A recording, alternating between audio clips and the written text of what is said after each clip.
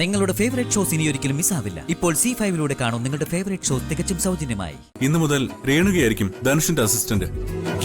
Purchasing ഡിപ്പാർട്ട്മെന്റിലെ എല്ലാ കാര്യങ്ങളും ഇനി ധനുഷുമായിട്ട് ആലോചിച്ചിട്ടേ ചെയ്യാവൂ. എല്ലാം വിശദമായിട്ട് പറഞ്ഞു കൊടുക്കണം. ശരി സാർ. ധനുഷ് ഇരിക്കെ, ഞങ്ങൾ ഇപ്പൊ വരാം. സച്ചിട്ടാ വാ.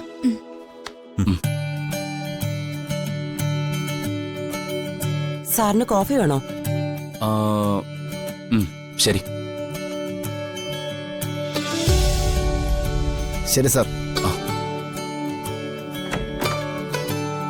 രേണുക, ഒരു മിനിറ്റ്. എന്താ സാർ? പർച്ചേസ് ഡിപ്പാർട്ട്മെന്റിലെ പെൻഡിംഗ് ഫയലുകളെല്ലാം എനിക്കൊന്ന് കാണണം. പിന്നെ ലാസ്റ്റ് 3 monthsലെ മുഴുവൻ പർച്ചേസ് ലിസ്റ്റും വേണം. ശരി സാർ. പൊയ്ക്കോളൂ.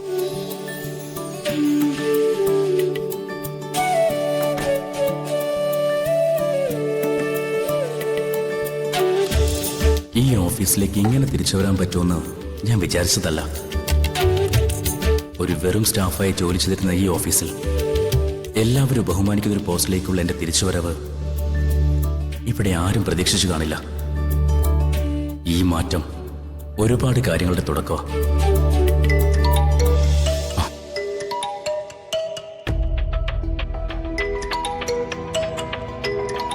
ഈ കസേരയിൽ ഇരുന്നതിന് ശേഷമുള്ള ആദ്യത്തെ കോളാണ്.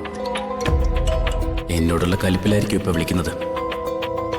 എന്തെങ്കിലും പറഞ്ഞ് ഇവളെ കൂളാക്കിയേ പറ്റൂ, ഇല്ലെങ്കിൽ അത് പണിയാവും. ഹലോ, നീ അവിടെ പർച്ചേസിംഗ് ഹെഡിന്റെ കസേര കയറി ഞെളിഞ്ഞിരിക്കുമായിരിക്കും അല്ലേ? സ്ഥാനാരോഹണം കാണാൻ അർച്ചനയും നിന്റെ ഭാര്യ വന്നിട്ടുണ്ടല്ലോ. സ്ഥാനാരോഹണം എപ്പോഴേ കഴിഞ്ഞു. നീ എന്തിനാ വിളിച്ചത്? എന്റെ അനുവാദം ഇല്ലാതെയാ നീ ഈ ജോലിയിൽ പ്രവേശിച്ചിരിക്കുന്നത്. എന്റെ അനുവാദം ഇല്ലാതെ കയറുന്നവർ ആ ഓഫീസിൽ അധികകാലം ജോലിയില്ല. അത് നിനക്കറിയാലോ. ഞാൻ ഇവിടെ ജോലിക്ക് കയറിയതേ എനിക്ക് വേണ്ടി മാത്രമല്ല. പിന്നെ നിന്റെ അനുവാദം വാങ്ങാതിരുന്നത് അതെന്തുകൊണ്ടാണെന്ന് ഞാൻ പിന്നീട് പറയാം. പക്ഷെ ഇതെല്ലാം നമ്മുടെ ലക്ഷ്യത്തിലേക്കുള്ള ഒരു ചവിട്ടുപടിയാണെന്ന് മാത്രം നീ മനസ്സിലാക്കിയാൽ മതി. നീ പറയുന്നത് ഇനിയും ഞാൻ വിശ്വസിക്കണം അല്ലേ? വിശ്വസിക്കോ വിശ്വസിക്കാതിരിക്കോ ചെയ്യുന്നതൊക്കെ നിന്റെ ഇഷ്ടം.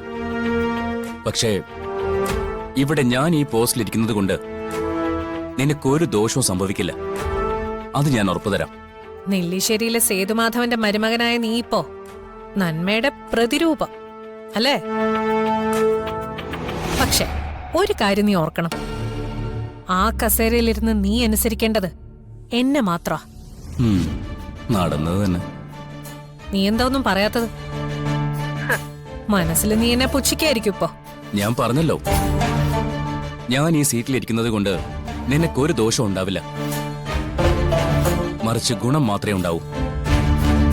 ഞാൻ നിന്നെ അങ്ങോട്ട് വിളിക്കാം.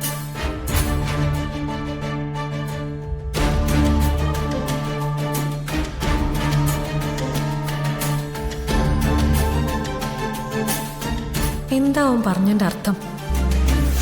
ആ പോസ്റ്റിലിരിക്കുമ്പോ എനിക്ക് ഗുണമുണ്ടാകുമെന്ന് പറഞ്ഞ അതിനർത്ഥം എന്താ?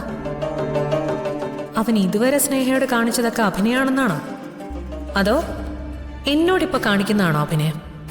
എന്താ അവന്റെ മനസ്സിലെന്ന് മനസ്സിലാക്കാൻ പറ്റുന്നില്ലല്ലോ.